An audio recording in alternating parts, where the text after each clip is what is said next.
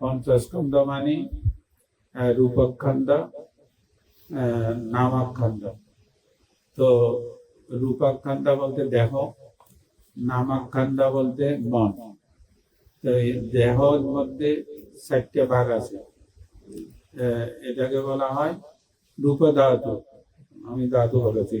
তো এই পাঠাবি, আপ, তেজ, বায়ু, অর্থাৎ এই দেহে যা কিছু আছে এগুলো মাটি, জল, বায়ু, তাপ দ্বারা সৃষ্ট উপাদান।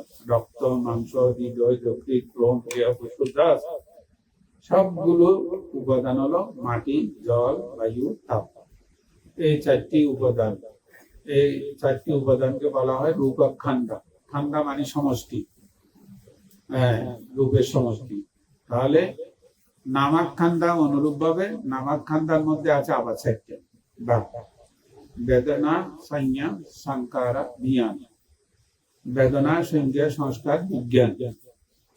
তো এখানে বিজ্ঞান বলতে আমাদের বস্তু বিজ্ঞান নয়, এটা হলো আমাদের কোনো একটা বিষয়কে ভিত্তি করে যেই চেতনাটা উৎপন্ন হয়, সেই চেতনাটার নাম হলো বিজ্ঞান। চেতনা বিজ্ঞাবে কাম্যাং বদামি। বুদ্ধ বলেছেন, আমি চেতনাকে কর্ম হিসেবে বলি। এটা কর্ম বীজ। প্রত্যেকটা চেতনা এক একটা কর্ম বীজ যে পরিণত হয়, এগুলো ফল প্রদান করে। বিপাক, আমরা যাকে বিপাক বলি, এগুলো বিপাক দান করে।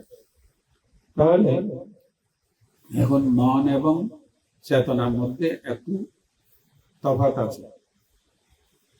কোনো একটা বিষয় আমাদের চোখে যখন পড়ে তখন তাকে ভিত্তি করে, যেমন মনে করো একটা গোলাপ ফুল আমার চোখে পড়লো, আমি পথ দিয়ে হেঁটে যাচ্ছি, বা একটা গাছের মধ্যে বেশ একটা আকর্ষণীয় বড় ধরনের গোলাপ ফুল ফুটে রইল, আমার মনোযোগ ওটাতে আকর্ষিত হলো। তখন সেই মুহূর্তে এটা আমার একটা নিমিত্ত, চোখের মাধ্যমে চাক্ষু রূপম, এটা চোখের মাধ্যমে একটা রূপ ধরা পড়লো, এবং সেটা আমার মধ্যে একটা চিন্তার উদ্রেক ঘটালো।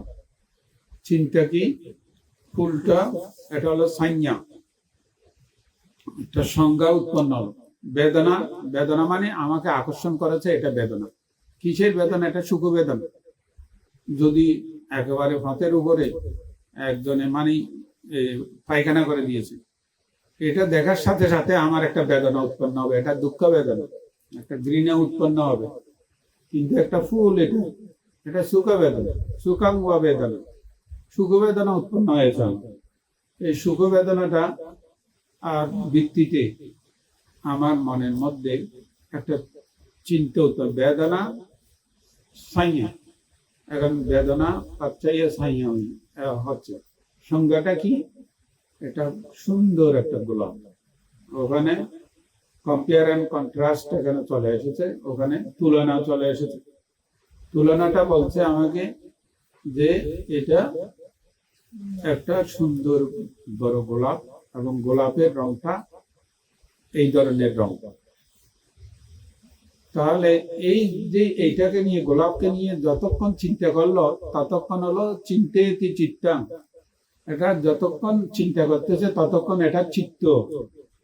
চিন্তা যতক্ষণ থাকবে কোনো একটা বিষয়কে ভিত্তি করে ততক্ষণ এটা চিত্ত, এবং পরবর্তী পর্যায়ে যখন এটা ধারণ হবে, যেই শক্তিটা এটাকে ধারণ করবে, মেমোরাইজ করবে, তার নাম হলো মন। মনো, এটা মনোমায়া, এটা মনের মধ্যে এটা ধারণ করে। ধারণ করলে পর এটা মধ্যে সংস্কার হয়ে যায়। ধারণ করলে সংস্কার হয়ে যায়। আমি এটা আসক্তি সূত্রে ধারণ করলাম, আর বৃষ্টি যদি হতো আমি বিরক্তি সূত্রে ধারণ করতাম। এটা আমি এটাকে অ্যাভয়েড করতাম।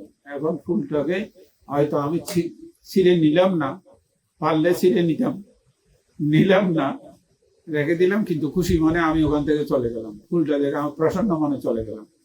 এটা আমার হয়েছে। তাহলে এইভাবে যে আমাদের যতক্ষণ পর্যন্ত কোনো একটা বিষয় আমার চিন্তায় পর্যায়ে থাকে, ততক্ষণ যে চিত্তগুলো, অজস্র চিত্ত উৎপন্ন হয় এটাকে ভিত্তি করে, এগুলো হলো চেতনা, এটা হলো চিত্ত। এবং এটাকে যখন আমরা ধারণ করি, পরে মানে এটাকে মনে করতে করার মতো পুজিয়ে নিয়ে যায়। পরে আমি স্মরণ করতে পারি আমি অমুক জায়গায় যাচ্ছিলাম, সেখানে একটা বাগানের মধ্যে এত বড় একটা গোলাপ, যা আমি আর কোনোদিন কোনো বাগানে চোখে পড়েনি। এটা এত বড় একটা গোলাপ আমার চোখে পড়েছে। এই যে মেমোরি আমাকে এখন স্মরণ করে দিচ্ছে, এইটা হলো মনের আয়ত্তাধীন। এই এরিয়াটা হলো মনের। এটার এই জন্য আমাদের মনে যা কিছু উৎপন্ন হয় এগুলো সব ওই মেমোরি থেকে যেগুলো আসে, এগুলোর সাথে ওই চিত্তের দ্বারা জমাকৃত, মন দ্বারা ধারণকৃত, চিত্ত বাইরে থেকে এনেছে, চোখের মাধ্যমে, কানের মাধ্যমে এনেছে, জিহ্বার মাধ্যমে এনেছে, এনে মনের মধ্যে এটাকে ধারণ করেছে। এবং সেই মনটাই আমাকে এখন সুখ এবং দুঃখের ভাগিদার করছে। মানবময়, সেই মনটা আমাকে নিয়ন্ত্রণের দায়িত্ব নিয়ে নিয়েছে। দেখুন যতক্ষণ মন এখানে বলতেছে, ততক্ষণ পর্যন্ত আমরা মনে যদি বলে যে আরেকটু ধৈর্য ধরে বসো, বানতে শেষ করুক, ততক্ষণ পর্যন্ত দেহটা এখানে থাকবে, মন কোনো বিরক্তি লাগবে না। কিন্তু যে মাত্র বানতে শেষ করে না কেন, এতক্ষণ বলছে এটা শেষ হবে না কেন, আমার অন্য কাজ আছে, তখন এটা কি হবে, এটার মধ্যে তখন কি হবে, তখন এটা বিরক্তি, আসক্তি এবং বিরক্তি। এতক্ষণ পর্যন্ত আমার মনের মধ্যে পছন্দ ছিল আসক্তি, তারপরে এখন আর মানে উৎকণ্ঠা, কখন শেষ করবে, বিরক্তি। এই দুইটার নাম হলো তান্না। এই দুইটা মিলে তান্না, আসক্তি ও তৃষ্ণা, বিরক্তি ও তৃষ্ণা। এবং তান্না হি জায়াত দুঃখ, জায়াতি দুঃখ। তৃষ্ণা আমাদেরকে দুঃখের শিকার করে, তৃষ্ণা আমাদেরকে দুঃখের শিকার করে। এটা সুখের তৃষ্ণা হোক, দুঃখের তৃষ্ণা হোক। সুখের তৃষ্ণা আমাকে পাগলের মতো দৌড়ায়, সুখ, আরো সুখ, আরো সুখ, আরো সুখের জন্য দৌড়ায়। প্রথমে আমরা কি চাইছি, একটা কাগজপত্র হলে সুখী হবো, কাগজপত্র ঠিকঠাক হলো, তারপর বলে যে একটা মেরির ঘর পেলে সুখী হবো, মেরির ঘর পাওয়া গেল, তারপর বলে যে আমার একটা অ্যাপার্টমেন্ট অথবা বাড়ি হলে সুখী হবো, তারপরে পাওয়া গেলে বলে যে আমার একটা গাড়ি থাকলে ভালো হইতো। মানে একটার পর একটা আমাদের আসতেছে। এই যে আসতেছে, যারা জ্ঞানী ব্যক্তি, ভালো প্রয়োজনের জন্য যা দরকার তা পাওয়ার জন্য চেষ্টা করাতে কোনো পাপ নাই। কিন্তু এটাকে আপনার জ্ঞান সম্প্রযুক্ত ভাবে এটাকে করতে হবে। জ্ঞান বিপ্রযুক্ত হলে সমস্যা। ওখানে জ্ঞান থাকতে হবে, আমি কি কারণে চাই এবং আমার প্রয়োজনটা কত জরুরি, সবগুলো বিচার বিবেচনা করে যদি আমি সেটাকে পাওয়ার জন্য উদ্যম পরাক্রম করি, ঠিক আছে, এটার মধ্যে মাত্রা জ্ঞান আছে। কিন্তু মাত্রা জ্ঞান শূন্য হয়ে আমি চাহিদার পেছনে লাগামহীন হয়ে চাইনিজ মাল যদি কেনার জন্য পাগল হয়ে যাই, তাহলে আমাকে করোনা ভাইরাস আরো কতভাবে আক্রমণ করবে ঠিক নাই। আজকে আমরা করোনা ভাইরাসের বিশ্বব্যাপী আক্রান্ত কেন, এগুলো এই যে বিজ্ঞাপন দিয়ে নানাভাবে মানুষকে উদ্বুদ্ধ করে যে লাগামহীন চাহিদার গাড়ি ছুটাচ্ছে, এইগুলো তারই প্রোডাক্ট, এগুলো থেকে এগুলো হয়, এগুলো বাণিজ্যিক কারণেও হতে পারে।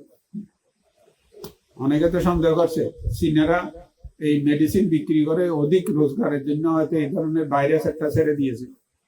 এই ধরনের সন্দেহ উত্তর হয়েছিল না, যে এনিহাও এই ধরনের একটা কাণ্ড হয়ে গেছে সারা পৃথিবী ব্যাপী, বিশাল একটা ঝটকা এসে গেল, পরিবর্তন এসে গেল।